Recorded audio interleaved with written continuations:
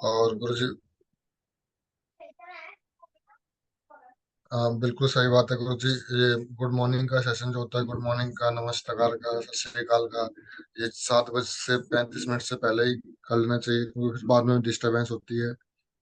क्योंकि ना एक जो स्पीकर होता है वो बोल रहा होता है और उसके बाद में कोई नमस्ते कर देता है तो उसकी दिशा चेंज हो जाती है ना। तो कृपया करके इस चीज का ध्यान रखें सभी लोग। और कुछ पॉइंट है जो मैंने आज नोट डाउन करे हैं मीटिंग से और सेमिनार से और अप्लायंस से और वीडियो से।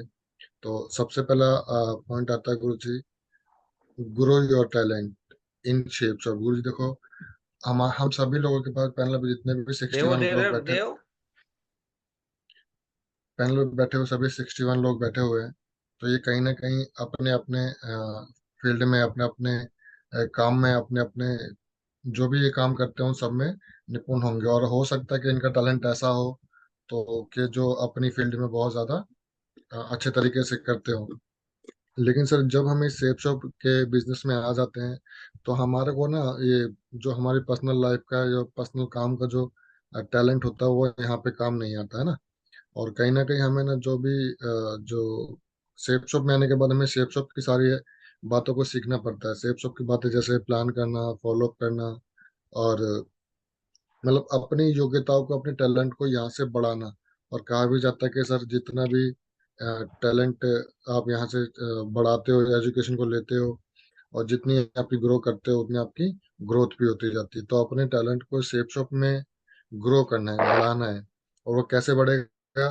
वो बढ़ेगा ऐसे ही कि भाई आपको सिस्टम में बने रहना पड़ेगा। कहा जाता है गुरु जी कि यदि कोई बैट्समैन होता है, अगर वो पिच पे बैटिंग कर खड़ा रहे और रन भागता रहे तो कहीं ना कहीं उसके रन जरूर बन जाते हैं। लेकिन अगर अगर वो आउट हो जाए तो क्या रन बना सकता है क्या? तो इसीलिए कहा जाता है कि आप पिच पे टिके रहना है और सिस्टम को छोड़ना नहीं है। अगर आप सिस्टम में टिके रहोगे और सिस्टम को छोड़ के नहीं जाओगे तो कहीं ना कहीं आप डायमंड भी जरूर बनोगे। हाँ, ये हो सकता है कि आप थोड़ा सा लेट डायमंड बनो, लेकिन बनना तो 100% तय है ना। और कहा जाता है कि गुरु जी 4 साल तक यदि हम मेहनत कर लेते हैं तो इस सिस्टम में हम डायमंड बन जाते हैं। चलो, कोई व्यक्ति ऐसा भी होगा हमारे सिस्टम में या हमारे पैनल पे जो 5 साल में बनेगा, कोई ऐसा भी होगा जो 6 साल में बनेगा, कोई ऐसा भी होगा जो 7 साल में बनेगा, और कोई ऐसा भी होगा जो 10 साल में बनेगा ना। तो गुरु जी बात तो बनने की है। 10 साल में बनेगा, वो 10 साल जैसे इनकम को कमाएगा। और 10 साल में भी यदि कोई व्यक्ति डायमंड बनता है तो 1 करोड़ 8 लाख रुपए कमाता है 10 साल में। तो 10 लाख रुपए हो गए ना पर वीक, पर मंथ के। तो पर ईयर के, तो पर ईयर के अगर 10 लाख रुपए होते हैं तो गुरु जी कहीं ना कहीं इनकम की बात करें तो 90,000 के आसपास में आपकी 1 साल की इनकम होती है, 1 महीने की इनकम होती है। तो वो भी कोई बड़ी बात नहीं है। आप डायमंड 10 साल में बने तब भी आपकी बहुत सारी इनकम निकल के आएगी, जितनी आपने सोची भी नहीं होगी, है ना। तो अपने टैलेंट को शेप शॉप में आने के बाद में शेप शॉप की एक्टिविटी के द्वारा बढ़ाना है। और जितना बढ़ाते रहेंगे उतना आप आगे बढ़ते रहेंगे। दूसरा पॉइंट ऐसे गुरु जी, एजुकेशन। भाई देखो, एजुकेशन के बारे में कहा जाता है कि एजुकेशन शेरनी का वो दूध होती है जो भी व्यक्ति पीता है वो दहाड़ता है ना। अब हम सिस्टम में आ तो गए, लेकिन हम कहीं ना कहीं एजुकेशन को नहीं लेना चाहते हैं ना। कोई भी आदमी एजुकेशन को लेना ही नहीं चाहता है, एजुकेशन को लेना ही नहीं चाहता है। एजुकेशन को ले एजुकेशन को लेना ही नहीं चाहता है। वो तो ये सोचता है कि भाई मैं तो यहाँ पे इतना बड़ा, इतनी उम्र हो गई मेरी, अब मुझे किस चीज की एजुकेशन लेने की जरूरत है। लेकिन नहीं दोस्तों, यदि आप किसी फील्ड में, किसी अपनी फील्ड में से किसी दूसरी फील्ड में काम करने के लिए जाते हो तो आपको वहाँ की एजुकेशन तो लेनी पड़ेगी। अब एजुकेशन कैसे मिलेगी? एजुकेशन आपको मिलेगी सिस्टम की एक्टिविटी से। और एक्टिविटी में आती है फ्राइडे ट्रेनिंग हो गई, संडे सेमिनार हो गया, ग्रुप मीटिंग हो गई, डायमंडशिप हो गई। ये क्या होता है? सिस्टम की एक्टिविटी होती है। अब भाई देखो, जो एजुकेशन लेके आएगा वो तो भाई कहीं ना कहीं दहाड़े गई है ना।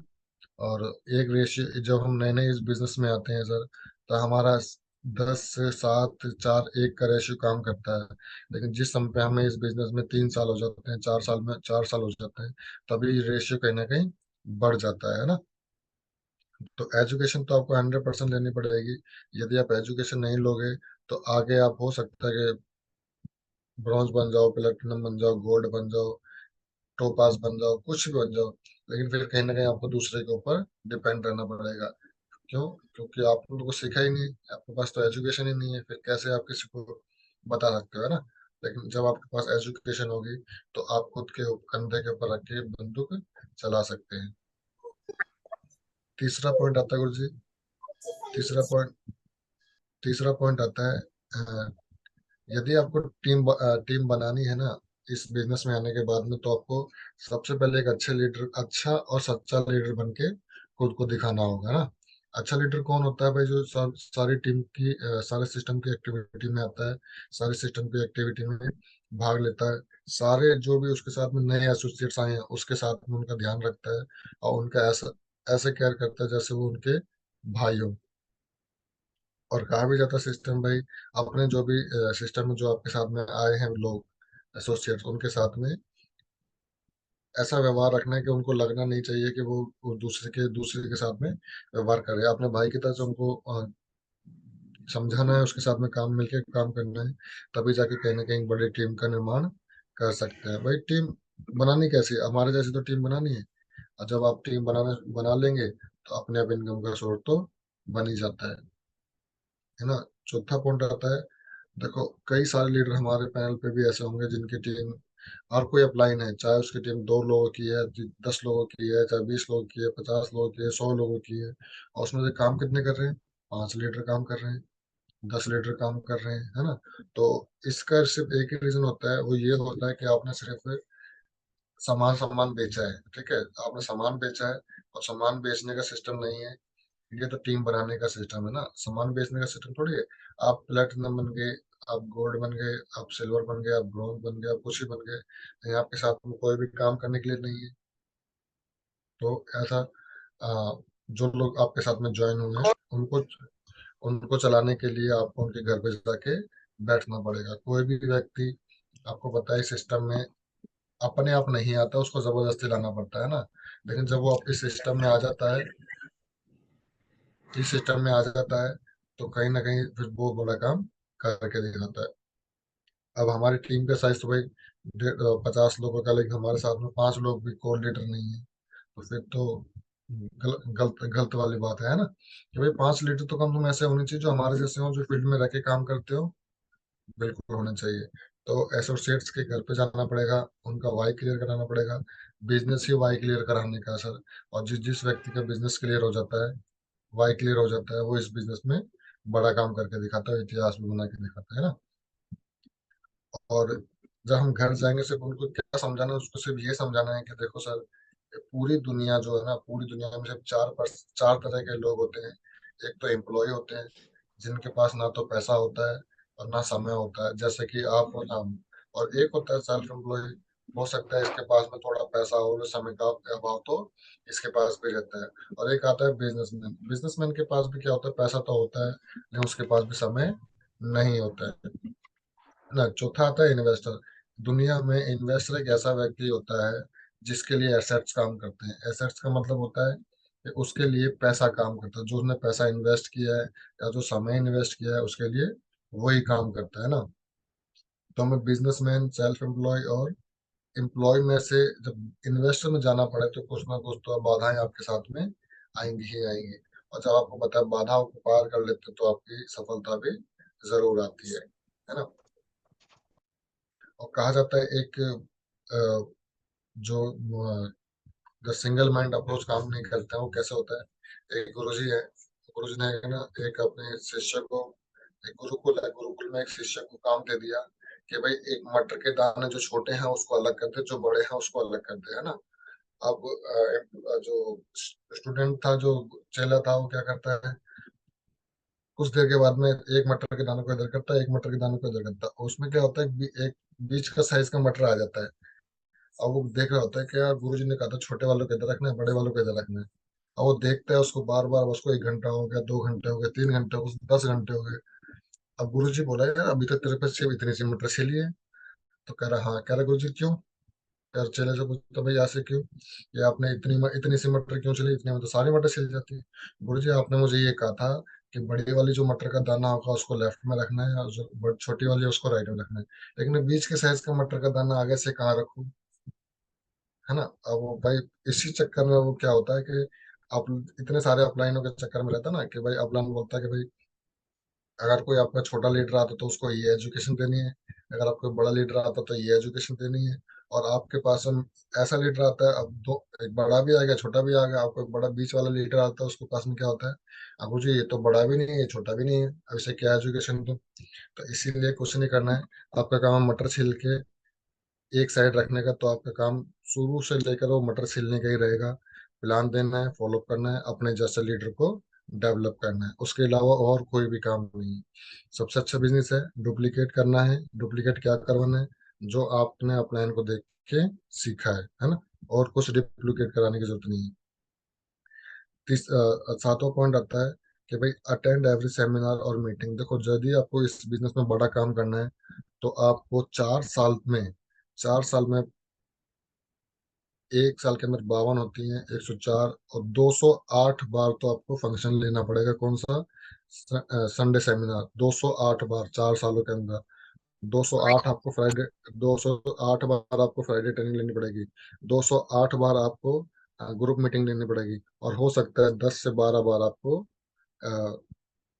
सेमिनार, जो बड़े बड़े बीबीएस होते हैं, स्पेस होते हैं, डायमेंशिप होती है, तो ये आपको लेने ही पड़ेंगे। और दोस्तों, मैं आपको सबसे अच्छी बताऊं क्या बात है कि इस बिजनेस में कुछ नहीं करना है। जब भी आप संडे सेमिनार अटेंड करके आओ तो घर आके लिख दो कि भाई मैंने इतनी तारीख का संडे सेमिनार अटेंड किया था, है ना। तो जब ऐसे लिखते रहोगे 208 या 210 सेमिनार जब होंगे ना, तब तक आप डायमंड बन चुके होंगे, है ना। तो आपको यहाँ से हर सेमिनार अटेंड करने की आवश्यकता है। यदि आप इस बिजनेस में बड़ा काम करना चाहते हो तो आपको लेना ही पड़ेगा। मुट्ठी बांध लो, गांठ बांध लो, जो मर्जी कर लो, आपको लिख के रख लो कि मुझे 208 सेमिनार को अटेंड तो करना पड़ेगा। ठीक है। और जब भी मैं बड़ा काम कर सकता हूँ, यदि किसी व्यक्ति ने 208 सेमिनार को अटेंड कर लिया, ट्रेनिंग को अटेंड कर लिया, तो क्या लगता है वो डायमंड शिप से पहले रुकेगा क्या? नहीं रुकेगा, है ना।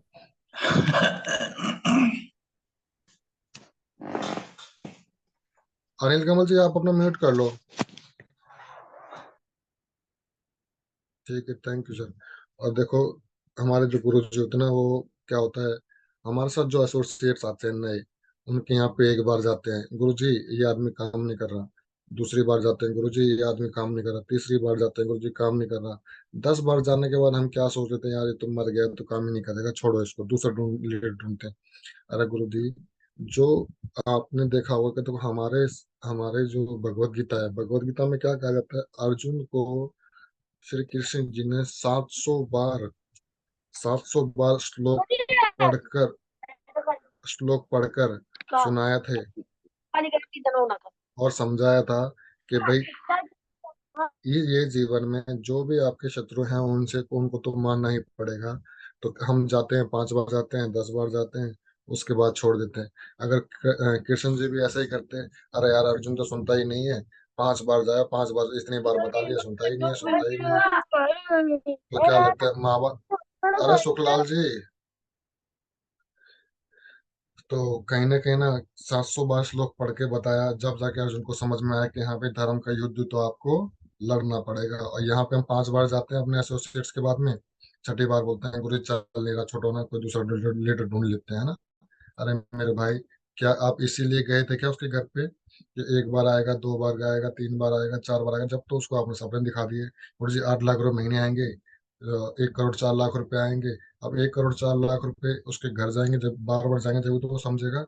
एक बार में तो सर, एक बार में, 2 बार में, 3 बार में, 4 बार, अभी तो बच्चा है।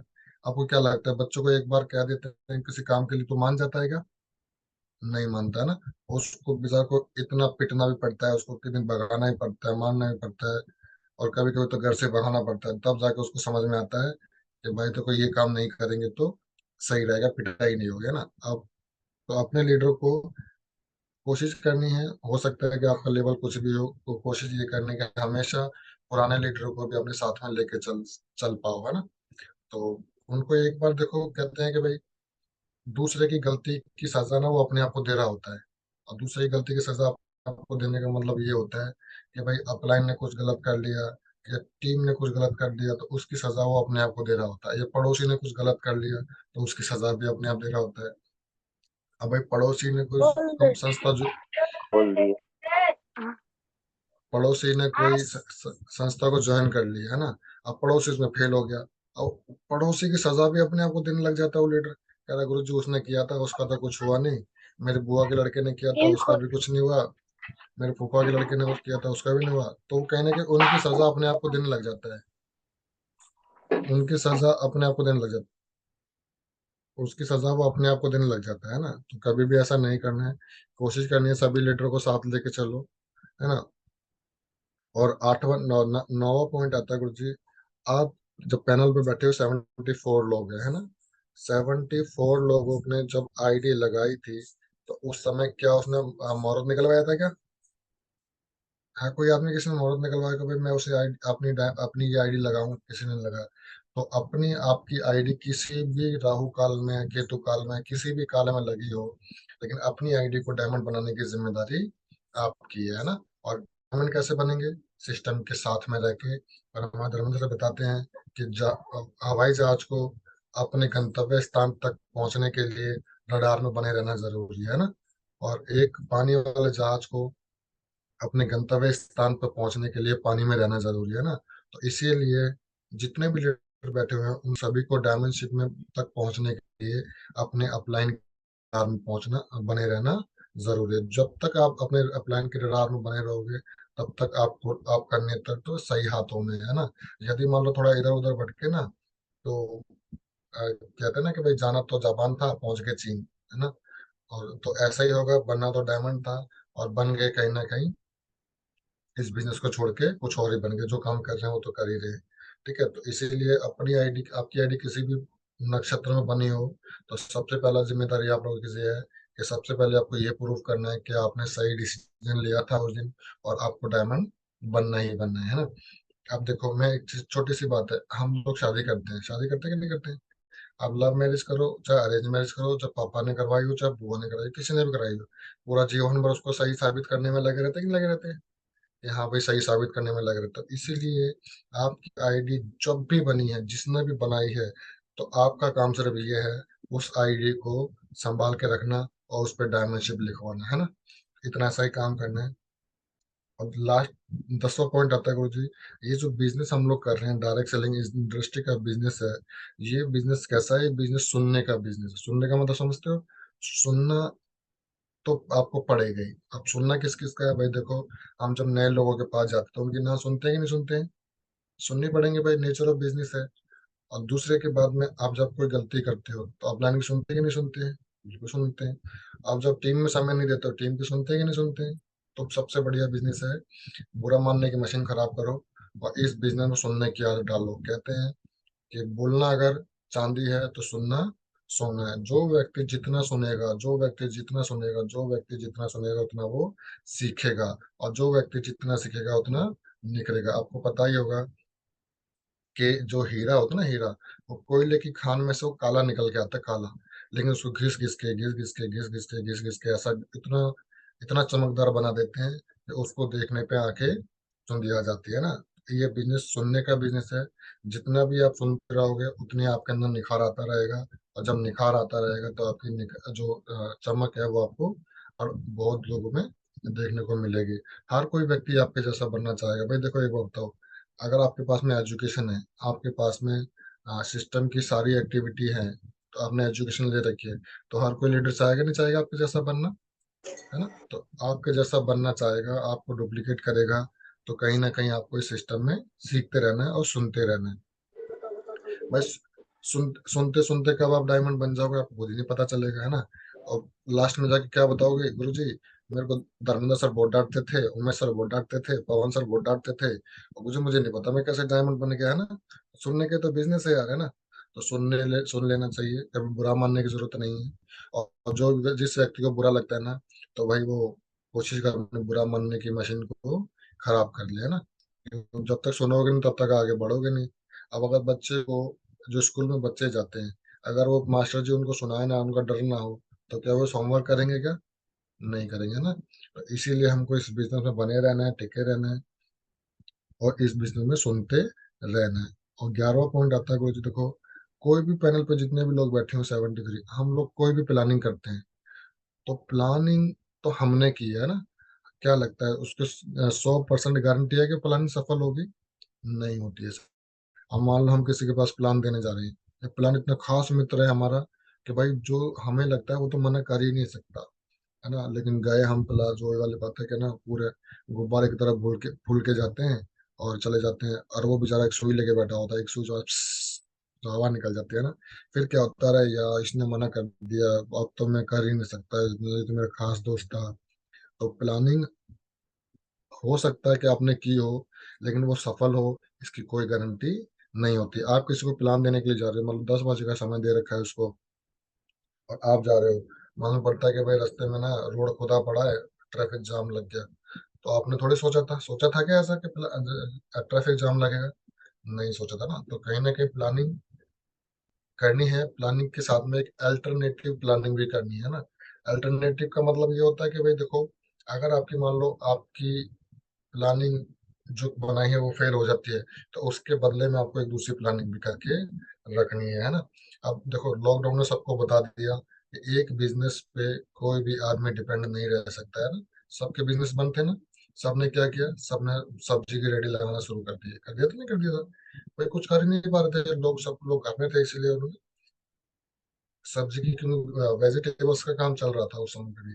तो इसलिए, और लास्ट पॉइंट आता है जी, इस बिजनेस का नेचर और फ्यूचर आपको दोनों ही पता होना चाहिए। इस बिजनेस का नेचर क्या है, इस बिजनेस का फ्यूचर क्या है। भाई देखो, फ्यूचर क्या है, आने वाले 2030 में जितने भी लोग बैठे हैं सबके सब डायमंड होंगे, ये इस बिजनेस का फ्यूचर है। और इस बिजनेस का नेचर क्या है, इस बिजनेस का नेचर ये है कि आपको इस बिजनेस में प्लान करना पड़ेगा, सीखना पड़ेगा, सिखाना पड़ेगा, और अपने जैसे डुप्लीकेट करना पड़ेगा, है ना। तो इस बिजनेस का नेचर यही है, सीखना है, सिखाना है, सीखना है, सिखाना है, सीखना है, सिखाना है। और फ्यूचर क्या है, अच्छी अच्छी चीजों को प्राप्त करना है, परचेज करना है, खरीदना है, अपने सपनों को साकार करना है। सपनों का बिजनेस है, और सपने ही साकार होते हैं। और सपने साकार करने के लिए उस पर एक्शन भी लेना पड़ेगा। एक्शन क्या है, प्लान फॉलो कहते हैं ना, कि धोबी चाहे कितना भी बड़ा हो जाए उसका काम क्या रहता है, धोबी कपड़े धोना, है ना। तो हम लोग कितना भी बड़ा हमारा लेवल हो जाए, रैंक हो जाए, और रैंक हो जाए, लेवल हो जाए, या मतलब पोस्ट हो जाए, लेकिन हमने करना क्या पड़ेगा, प्लान और फॉलो पे करना पड़ेगा ना। तो बहुत बहुत धन्यवाद गुरु जी, आपने मुझे इतना बड़े पैनल में बोलने का मौका दिया। और कोई छोटा सा ही सेशन था ये, क्योंकि गुरु जी समय मिल नहीं पाया तैयारी करने का। और